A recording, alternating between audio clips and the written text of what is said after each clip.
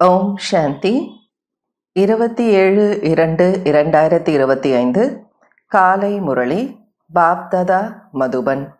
இனிமையான குழந்தைகளே, சத்தியமான சங்கம் ஞான மார்க்கத்தில்தான் ஏற்படுகிறது. இப்போது நீங்கள் சத்தியமான தந்தையினுடைய சேர்க்கையில், அதாவது சங்கத்தில் அமர்ந்திருக்கிறீர்கள். தந்தையின் நினைவில் இருப்பது என்றாலே சத்சங்கம் செய்வதாகும். கேள்வி: சத்தியமான சங்கத்தின் அவசியம் குழந்தைகளாகிய உங்களுக்கு இப்போதுதான் இருக்கிறது, ஏன்? பதில்: ஏனென்றால் சதோபிரதானமாக, அதாவது கருப்பிலிருந்து வெண்மையாக ஒரு சதோபிரதான ஆத்மா, ஒரு சத்தியமான தந்தை, சத்தியமான குருவின் சங்கத்தினால்தான் ஏற்பட முடியும். சத்சங்கம் இல்லாமல் பலமற்ற ஆத்மா பலசாலியாக முடியாது. தந்தையின் சங்கத்தினால் ஆத்மாவில் தூய்மை, பவித்ரதாவினுடைய பலம் வந்து விடுகிறது. 21 பிறவிகளுக்காக ஆத்மாவினுடைய படகு கரை சேர்ந்து விடுகிறது. ஓம் சாந்தி. குழந்தைகள் சத்சங்கத்தில் அமர்ந்திருக்கிறீர்கள். இந்த சத்தியத்தின் சங்கம் கல்ப கல்பமாக சங்கமத்தில்தான் குழந்தைகள் அமருகிறீர்கள். சத்தியமான சங்கம் என்று எதை கூறப்படுகிறது என்று உலகத்தில் இருக்கக்கூடியவர்களுக்கு தெரியாது.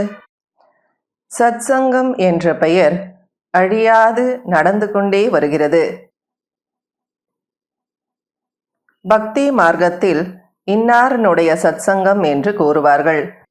இப்போது உண்மையில் பக்தி மார்க்கத்தில் யாரும் சத்சங்கத்திற்கு செல்வதில்லை.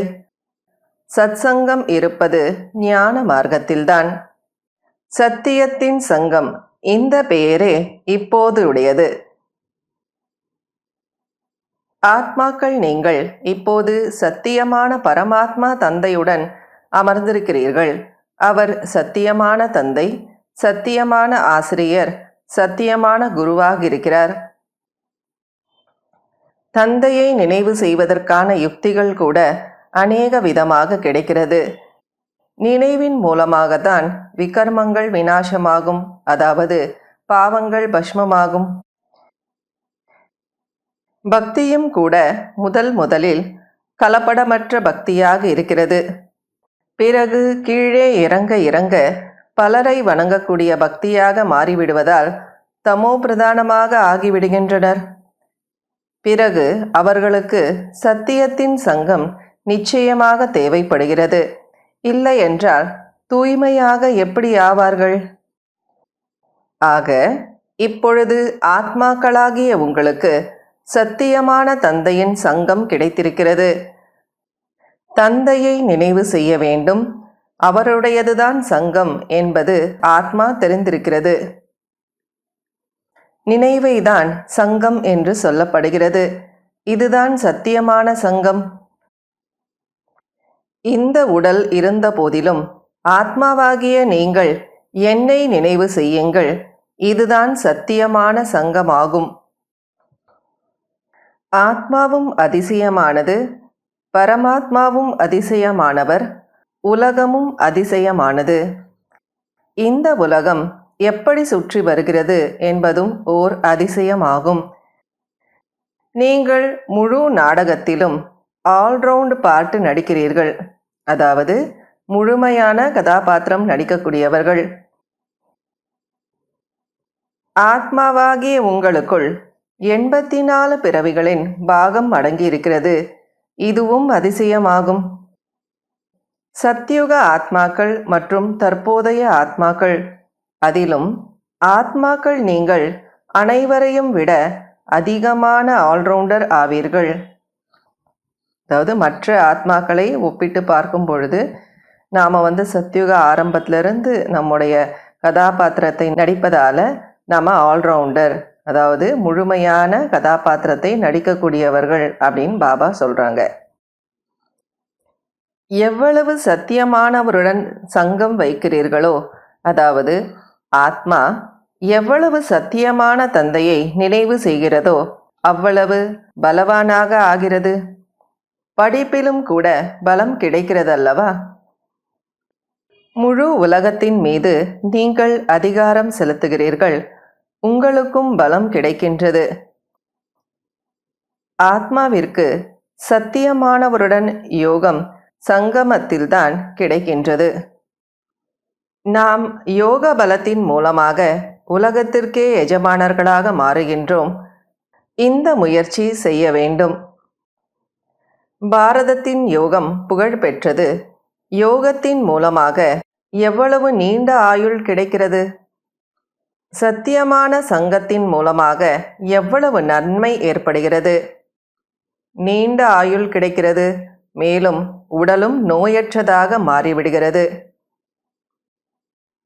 நீங்கள் பிரஜாபிதா பிரம்மாவினுடைய குழந்தைகள், தாத்தாவின் பேரப்பிள்ளைகள் ஆக இவ்வளவு குஷி இருக்க வேண்டும் அல்லவா? நாம் தாத்தாவின் பேரப்பிள்ளைகள் என்று. ஆஸ்தியும் தாத்தாவிடமிருந்துதான் கிடைக்கின்றது. இதுவோ நினைவு யாத்திரையாகும். அந்த சத்சங்கங்களிலோ ஒரே இடத்தில் சென்று அமர்கின்றனர். இங்கே அந்த மாதிரி விஷயம் எதுவும் இல்லை. ஒரு இடத்தில் அமர்வதினால் சத்தியமானவரின் சங்கம் என்று ஏற்படாது.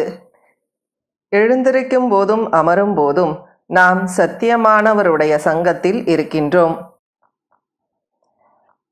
தந்தைதான் வந்து சத்யுகத்தை ஸ்தாபனை செய்கிறார். தேக அபிமானம் அல்லது பொய்யான அபிமானத்தினால் நீங்கள் கீழே விழுந்து விடுகிறீர்கள். சத்தியத்தின் சங்கத்தினால் உயர்ந்து செல்கிறீர்கள். அரை கல்பம் நீங்கள் பலனை அனுபவிக்கிறீர்கள். அங்கேயும் கூட உங்களுக்கு சத்தியத்தின் சங்கம் இருக்கும் என்பது கிடையாது.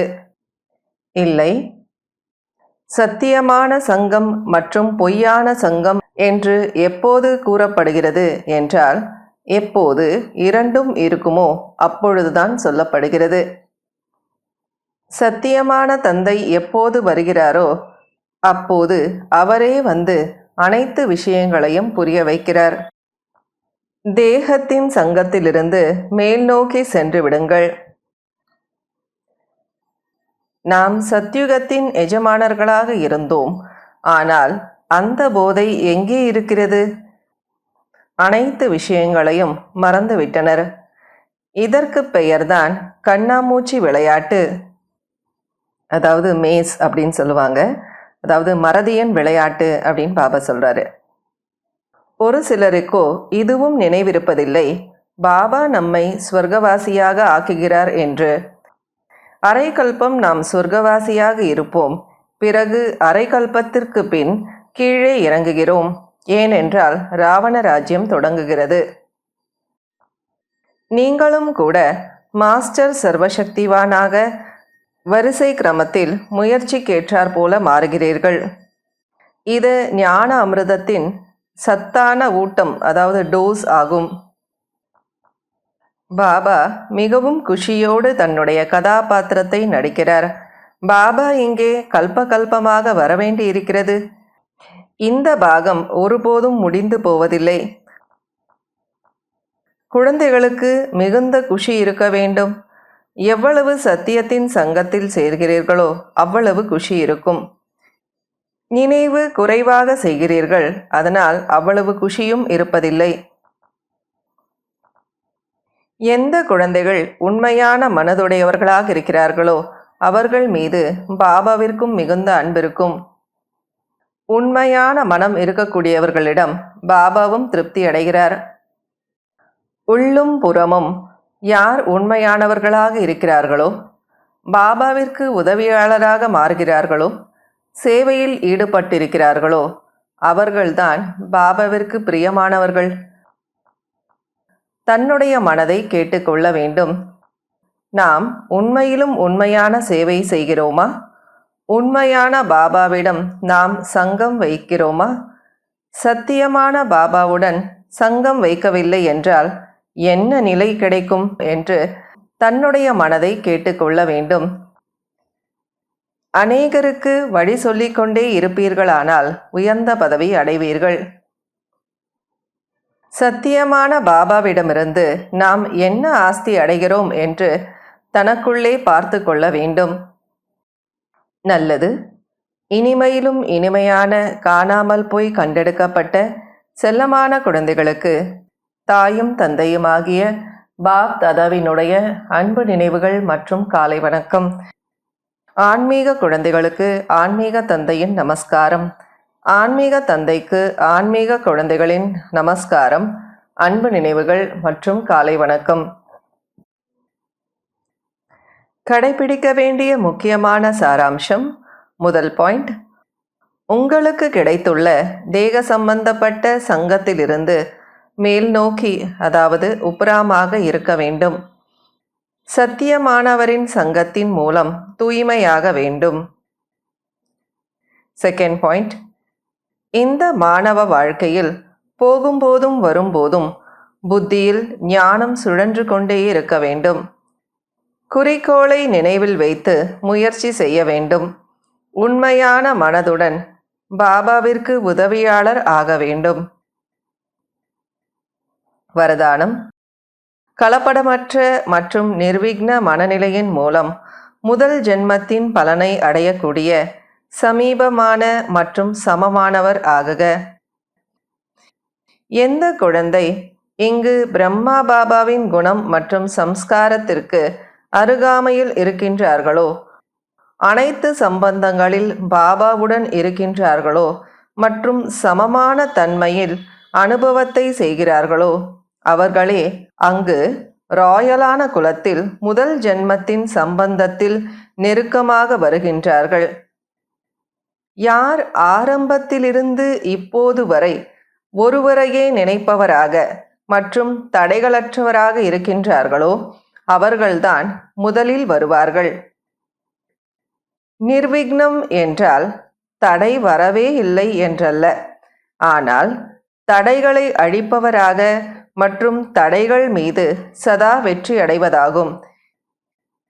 இந்த இரண்டு விஷயங்களிலும் யாராவது ஆரம்பத்திலிருந்து இறுதி வரை சரியாக இருந்தார்கள் என்றால் முதல் ஜென்மத்திலும் துணையாக ஆகுவார்கள். ஸ்லோகன்.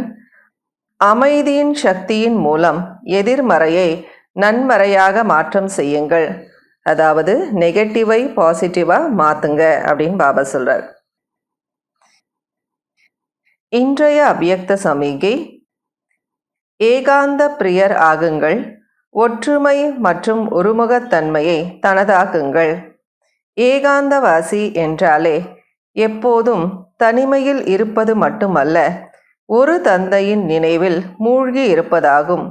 ஒருமுகத்தன்மையின் சக்தி இருந்தால் எந்த ஒரு ஆத்மாவிற்கும் செய்தியை சென்றடைய வைக்கலாம். எந்த ஆத்மாவையும் வரவழைக்கவும் முடியும். எந்த ஒரு ஆத்மாவின் சப்தத்தையும் கண்டறிய முடியும்.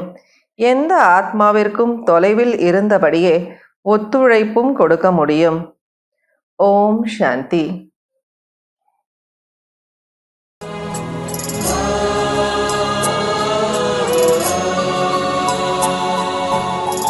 உயிரோ உருகுது உந்தன் நினைவில்தான்.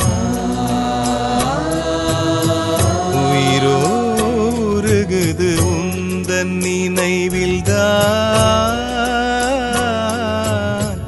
உயிரோ உருகுது உந்தன் நினைவில்தான். பாபா உன்னை நினைத்தாலே பிறவிகள் தோறும் செய்த பாவங்கள் நொடியினில் பஸ்மம் ஆகிறதே. நொடியினில் பஸ்மம் ஆகிறதே. ஆவோ உனக்கு சமம் ஆவோ. ஆவோ உனக்கு சமமாவோ. உயிரோ உருகுது உந்தன் நினைவில்தான்.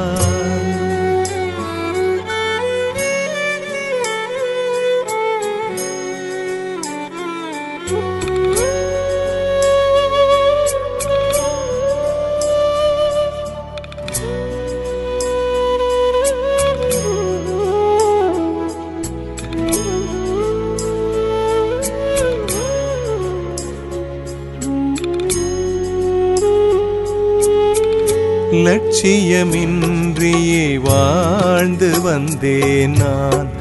உயர்ந்த லட்சியம் தந்தது நீயே. லட்சியமின்றியே வாழ்ந்து வந்தேன் நான். உயர்ந்த லட்சியம் தந்தது நீயே. உண்மை அன்பை தேடி அலைந்தேன். உன்னிடம் தான் அந்த அன்பை அடைந்தேன். உண்மை அன்பை தேடி அலைந்தேன். உன்னிடம் தான் அந்த அன்பை அடைந்தேன். விடியலை நோக்கி என்னை நீ அழைத்தாய்.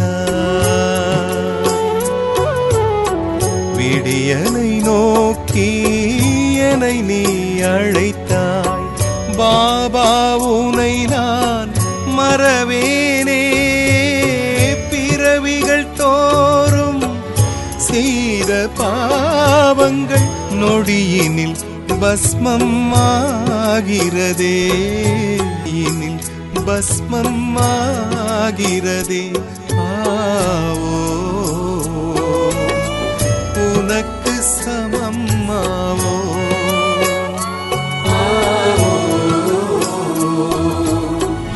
உனக்கு சமம்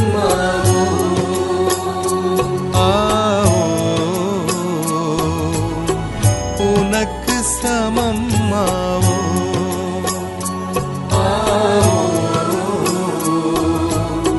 உனக்கு சமம்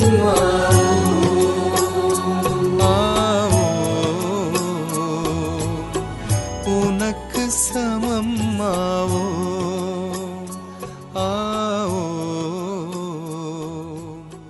உனக்கு சமம் ஆவோ.